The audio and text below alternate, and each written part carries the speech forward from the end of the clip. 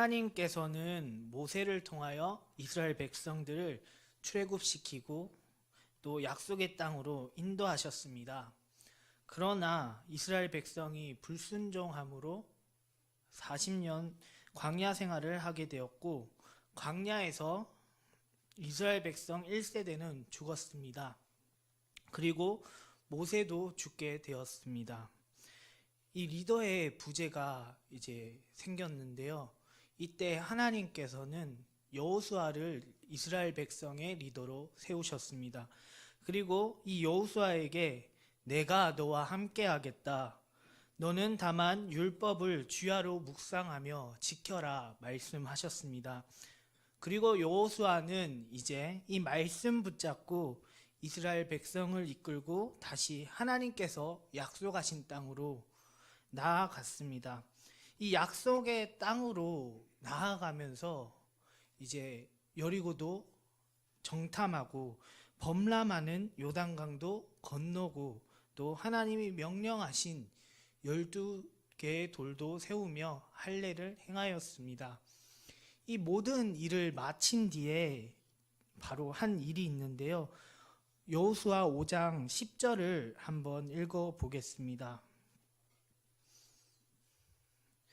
또 이스라엘 자손들이 길갈에 진쳤고 그달 14일 저녁에는 여리고 평지에서 유월절을 지켰으며, 이스라엘 백성이 유월절을 지켰다고 말하고 있습니다. 이 유월절은 어떤 절기입니까? 이 유월절이 처음 등장하는 곳은 출애굽기 12장입니다. 이 12장에서 어떤 일이 있었습니까? 하나님께서 애굽의 장자들을 치실 때 이스라엘 백성들이 문설주에 이제 어린 양의 피를 바르면 그 집은 넘어가고 구원을 얻은 사건입니다. 그 심판으로부터 이스라엘 백성은 구원을 얻었습니다. 그리고 그것을 기억하며 기념하며 보내는 절기가 이제 유월절입니다. 또 이 절기는 영적인 면에서 어린 양의 피로 말미암아 이스라엘이 죽음에서 벗어나 구원받은 것을 기념합니다. 이 절기는 출애굽기 12장 14절을 보면 너희는 이 날을 기념하여 여호와의 절기를 삼아 영원한 규례로 대대로 지킬지니라 말씀하셨습니다. 영원한 규례 대대로 지킬지니라, 계속 지켜야 했습니다. 그런데 이스라엘 백성들은 이 광야 38년 동안 지키지 못하였습니다. 바로 앞에서 할례를 행하지 못한 그들의 모습과 동일하게 이 유월절을 지키지 못하였습니다. 그런데 이 이스라엘 백성이 이제는 할례함으로 다시 유월절을 지킬 수 있는 그 특권이 주어져 이 유월절을 행하였습니다. 이것은 다시 말해서 이스라엘 백성에게 새로운 역사가 시작되고 있음을 알려주고 있습니다. 가나안 정복을 통한 이스라엘의 구원의 완성이라는 새 시작을 알려주고 있습니다. 그리고 바로 또 눈에 띄는 것이 있는데요. 11절 12절을 보면 유월절 이튿날에 그 땅의 소산물을 먹되 그날에 무교병과 볶은 곡식을 먹었더라. 또 그 땅의 소산물을 먹은 다음 날에 만나가 그쳤으니 라고 말하고 있습니다. 만나가 그쳤다고 말하고 있습니다. 이 만나는 무엇입니까? 하나님께서 이스라엘 백성을 이끌고 나왔지만은 그들이 불순종함으로 광야 생활을 할 때에 하나님의 은혜로 얻어먹었던 그 양식입니다. 그런데 이제 그 만나가 그쳤고 그 땅에서의 소산물을 먹었다고 말하고 있습니다. 이 사실은 이제 광야 생활이 끝났다는 것과 하나님이 약속하신 땅에 들어가는 그 복이 성취되었다는 것을 의미합니다. 이렇게 의미 있고 상징적인 일들을 행한 여호수아가 여리고에 가까이 이르렀다고 오늘 본문 13절은 이야기하고 있습니다. 이때 여호수아는 얼마나 기뻤을까요? 그리고 어떤 생각들로 가득했을까요? 이제 진짜 들어왔구나. 내가 이 광야 생활 정말 고생했는데 하나님 그 땅 보내주신다고 해서 가고 있는데 계속 못 들어왔는데 이제 진짜 들어왔구나. 이제 이 여리고 어떻게 점령하면 좋을까? 어떤 전술을 써서 이 여리고를 점령하면 좋을까? 이 생각으로 머릿속이 가득했을 것입니다. 그런데 이 생각을 하고 있는 여호수아에게 갑자기 한 사람이 칼을 빼어들고 마주 서 있는 모습을 보게 됩니다. 그래서 여호수아는 반사적으로 이야기합니다. 너는 우리를 위하느냐? 우리의 적들을 위하느냐? 이 말에 문제가 있어 보이진 않습니다. 누군가가 우리가 전쟁을 해야 되는데 그 앞에 칼을 빼어 들고 있는데 안녕하세요. 고향은 어디신가요? 식사는 하셨나요? 라고 질문하지 않습니다. 우리는 당연히 이 여호수아와 같이 너는 누구의 편이냐? 우리의 편이냐? 적들의 편이냐? 묻는 것이 너무나 당연합니다. 아군인지 적군인지 우리는 판단해야 되기 때문입니다. 그런데 이 말을 히브리어로 보면 누구를 위하느냐라는 말에 뒤에는 우리라고 하는 전미사가 붙습니다. 히브리어는 우리나라 말과 좀 달라서 뒤에 대명 전미사가 붙어서 대상을 강조하는 단어가 있는데요. 그것이 우리라는 단어입니다. 이 단어가 붙어서 여호수아와 이스라엘을 강조하는 단어를 그런 뉘앙스를 풍기고 있는 것입니다.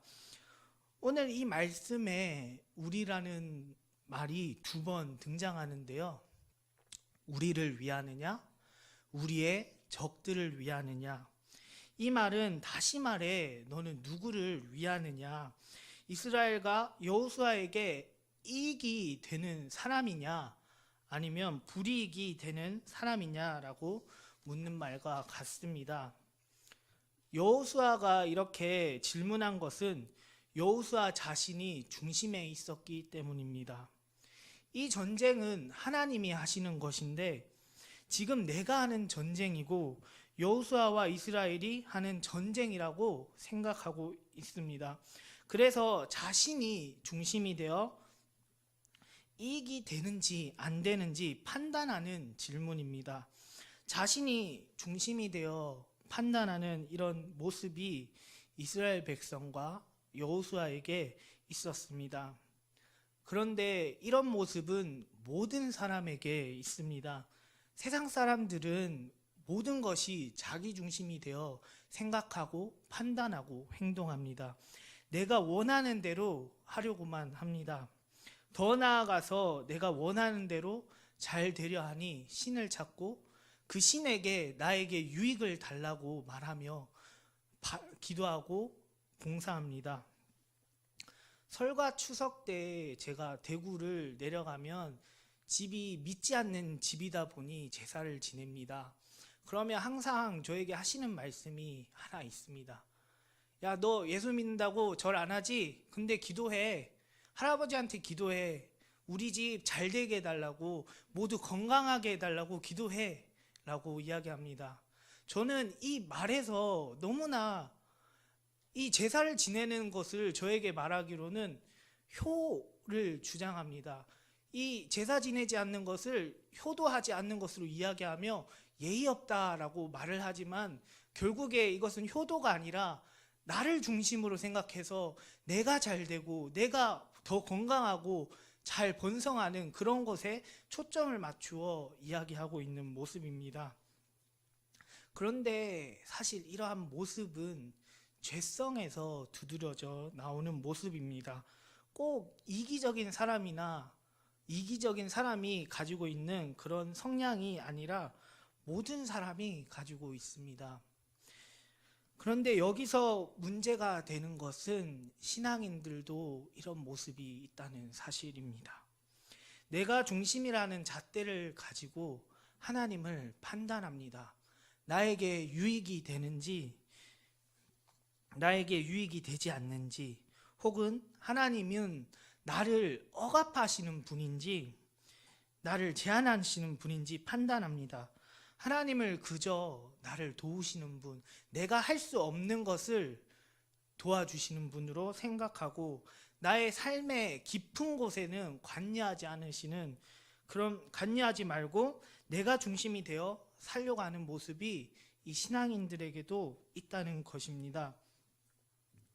나의 문제는 해결되고 내가 할 수 없는 일이 해결되면 좋지만 내 삶을 주장하시고 내 삶의 주인이 하나님이 되는 것은 싫다고 하는 모습입니다.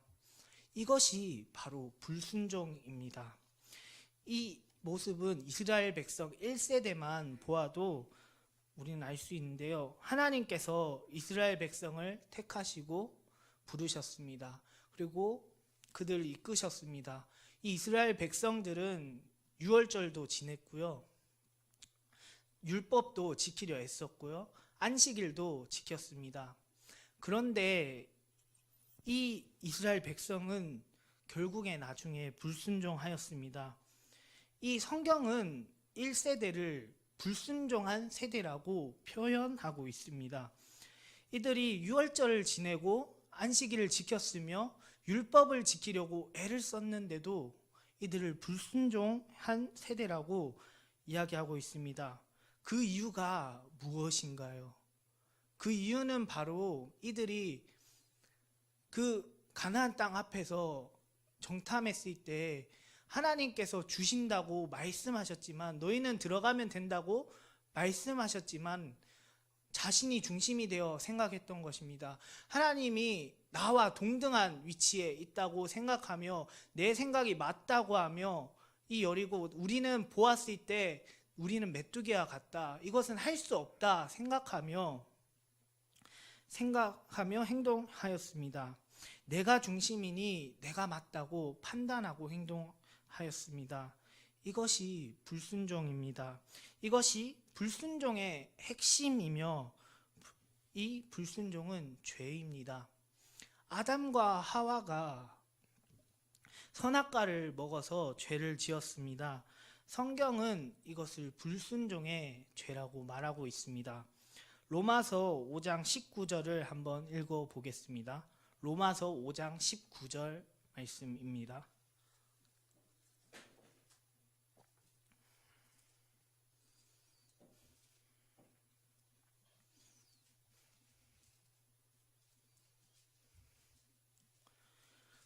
로마서 5장 19절을 보면 함께 읽겠습니다. 한 사람이 순종하지 아니함으로 많은 사람이 죄인이 된 것 같이 한 사람이 순종하심으로 많은 사람이 의인이 되리라, 이렇게 말하고 있습니다. 아담과 하와가 지은 죄는 순종하지 않은 죄, 불순종한 죄입니다. 그렇다면 아담과 하와가 지은 죄는 선악과 열매 그 하나를 먹어서일까요? 먹지 말라 한 그 과일을 먹어서 죄를 지은 것입니까? 그 하나 먹었다고 에덴 동산에서 쫓겨난 존재가 된 것입니까? 단순히 과일을 먹어서가 아니라 아담과 하와의 마음 가운데에는 하나님과 동등하게 되려는 마음이 있었습니다. 하나님이 이 세상을 창조하신 창조주이시며 이 세상을 다스리시는 분인데, 그 다스림을 거부하고 하나님을 사랑하기를 거부하고 내가 원하는 대로, 내가 생각하는 대로 판단하고 살겠다 하는 그 마음입니다. 모든 것을 내 스스로 판단하며 살아가겠다는 그 무서운 마음이 아담과 하와의 마음에 있었습니다. 이것이 아담과 하와가 지은 죄입니다. 성경은 이 죄를 불순종이라고 말하고 있습니다. 오늘 이 말씀은 이런 불순종의 씨앗이 지금 여호수아와 이스라엘 백성에게 담겨 있다고 말하고 있습니다. 하나님의 인도하심을 받아 요단강을 건넜으며 또 이 여리고 앞까지 왔고 바로 앞에서 하나님의 말씀대로 할례를 행하였고 유월절을 지내며 잔치를 벌였습니다. 하지만 자기 중심적인 생각을 가지고 내가 이끌고 가고 있고 내가 하는 전쟁이라는 생각을 가지고 있는 모습입니다. 우리도 이러한 모습이 있진 않은지 점검해 보아야 합니다. 우리가 예배하고 있고 찬양하고 있고 기도하고 있으며 날마다 하나님 앞에 나아가려 하지만 이 할례를 행하고 유월절을 지냈으며 안식일을 지키는 이 이스라엘 백성과 여호수아의 마음에 자기 중심성이 있었던 것처럼 우리는 있진 않은지 살펴보아야 합니다. 내가 봉사를 할 때 내가 인정받고자 하는지 혹은 나에게 유익이 되고자 하는지 아니면 정말 하나님을 위해서 하고 있는지 살펴보아야 합니다. 이 말씀을 보면서 되려 제가 더 위험하진 않나, 제가 더 이런 죄를 짓고 있진 않나 생각이 듭니다.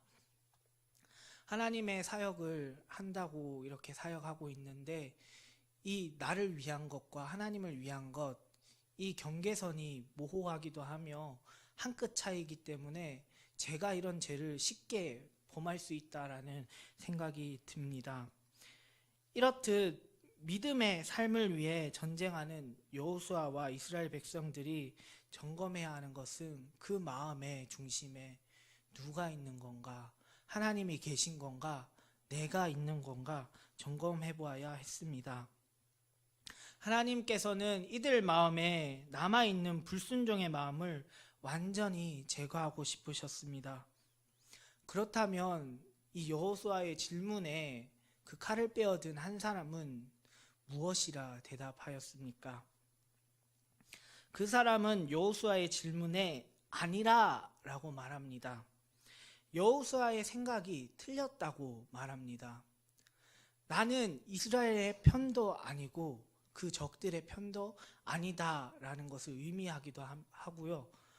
너의 그 생각이 틀렸다, 그 관점이 틀렸다라고 말하고 있는 것입니다. 그리고 자신을 아니라 말하며 여호와의 군대 대장이라고 말합니다. 성경을 보면 하나님의 사람들이 천사나 혹은 하나님의 사자를 만나는 모습들을 보게 됩니다. 대표적으로 아브라함과 사라가 만났던 적이 있고요. 또 야곱이 씨름했습니다. 또 다윗이 인구조사를 한 죗값으로 3일 동안 이스라엘에 큰 재앙이 내릴 때 다윗은 칼을 빼어든 사람을, 하나님의 사자를 만났습니다. 이렇게 하나님의 사람들이 만나는 사람들이 있는데 이것은 하나님께서 현현하신 것입니다. 하나님께서 우리의 눈으로 볼 수 있도록 나타나셨습니다. 그렇다면 지금 여호와의 군대 대장이라고 이곳에 나타나셨는데 여호와의 군대는 누구일까요? 출애굽기 12장 40절을 보면 이스라엘 자손이 애굽에 거주한 지가 430년이라 430년이 끝나는 그날에 여호와의 군대가 다 애굽 땅에서 나왔은즉 여호와의 군대가 이스라엘을 말하고 있습니다. 그렇다면 누구를 다스리고 누구를 지도하는 대장이라고 말하고 있는 것인가요? 이스라엘입니다. 여호수아 1장에서 하나님께서 리더로 세우셔서 이 애굽 땅을 나와서 광야 생활을 하였지만 리더가 되어 가나안 땅으로 이끌고 왔습니다. 그 범람하는 요단강을 건넜으며 함께 여러 가지 일들을 했습니다. 그런데 이때 여리고 점령을 해야 하는 이때 갑자기 나타나서 내가 여호와의 군대 대장이라고 그 이스라엘의 군대 대장으로 왔다고 말하고 있습니다. 여호수아는 그렇다면 아니다, 무슨 소리냐, 내가 여호와의 군대 대장인데 왜 너가 군대 대장이냐 라고 항변할 수 있었습니다. 그런데 그렇게 하지 않고 지금 바로 얼굴을 땅에 대고 엎드려 절하며 내 주여 종에게 무슨 말씀을 하시려 하나이까 말합니다. 여호수아는 자신이 군대 대장이라고 생각했는데 그게 아니라 하나님이 군대 대장이라는 것을 나타내기 위하여 이곳에 현현하셨다는 사실을 알고 엎드렸으며 자신을 종으로 표현하고 있습니다. 그리고 여호와의 군대 대장으로서 지금 중요한 시점에 이곳에 오셨으니 이스라엘 백성에게 기쁜 소식이나 혹은 승리의 소식을 혹은 전략을 어떤 중요한 메시지를 줄 것으로 생각합니다. 그런데 지금 이 군대 대장은 이스라엘 백성과 여호수아에게 승리의 메시지를 주거나 기쁜 소식을 전해주는 것이 아니라 내 발에서 신을 벗으라 내가 선 곳은 거룩하니라 말씀하십니다. 이 말씀을 어디서 많이 보시진 않으셨나요? 모세가 떨기나무 가운데 불타는 떨기나무를 보며 있을 때 하나님께서 모세에게 내가 선 곳은 거룩한 땅이니 내 발에서 신을 벗으라 말씀하셨습니다. 모세가 있던 곳 그곳이 거룩하다 말씀하고요. 여호수아가 있는 곳 그곳이 거룩하다라고 말씀하고 있습니다. 그것이 원래 거룩한 곳이었나요? 아닙니다. 그런데 왜 하나님은 지금 이곳이 거룩하다 말씀하고 있을까요? 하나님이 임재하셨기 때문입니다. 하나님의 임재는 더럽고 죄 많은 땅을 거룩한 곳으로 변화시킵니다. 하나님이 계신 곳이 그곳이 거룩한 곳입니다. 그래서 지금 가나안 땅에서 하나님께서 이곳은 거룩한 곳이니 라고 말씀하시는 것은 그 가나안 지역이 하나님의 땅으로 거룩하게 될 것을 의미하고 있습니다. 그리고 이것은 거룩한 곳이니 내 신을 벗으라 말씀하십니다. 당시에는 발을 보고 신분을 확인할 수 있었습니다. 신을 신지 않은 사람들은 종이었습니다. 그렇기에 이 신을 벗는다는 것은 자기 권리를 포기한다는 것을 뜻합니다. 룻기를 보면 보아스가 기업을 물으려 하지만 자기보다 더 가까운 사람이 있어 그 사람에게 찾아갑니다. 그리고 너는 기업을 물을 것인지 묻습니다. 너가 물으지 않겠다면 내가 물으겠다 말합니다. 그때 이 기업 물을 자는 내 기업에 손해가 있을까 하여 기업을 물으기 싫다고 말하고 있습니다. 그래서 그때 한 행동이 있는데요. 룻기 4장 7절을 보면 옛적 이스라엘 중에는 모든 것을 물으거나 교환하는 일을 확정하기 위하여 그 사람이 그 신을 벗어 그의 이웃에게 주더니 이것이 이스라엘 중에 증명하는 전례가 된지라 라고 말하고 있습니다. 신을 벗었습니다. 이 신을 벗는다는 것은 내가 가진 권리를 내려놓겠다, 포기하겠다, 그리고 그 신을 주어 내 권리를 모두 양도하겠다라고 말하고 있는 것입니다. 다시 말해서 여호와의 군대 대장이 지금 여호수아에게 와서 내 신을 벗으라 라고 말하는 것은 너의 모든 것을 포기해라 라고 말하고 있는 것입니다. 이 전쟁은 하나님의 전쟁이며 하나님이 이끄시는 전쟁입니다. 이 여호수아와 이스라엘 백성이 어떻게 전략을 짜고 어떤 방법을 써서 자기 생각을 해서 싸워서 이길 수 있는 그런 전쟁이 아닙니다. 그래서 그런 전쟁이 아니니 모든 것을 내려놓아라, 포기하라 말하고 있습니다. 철저히 너가 가지고 있는 나 중심적인 생각들을 내려놓아라.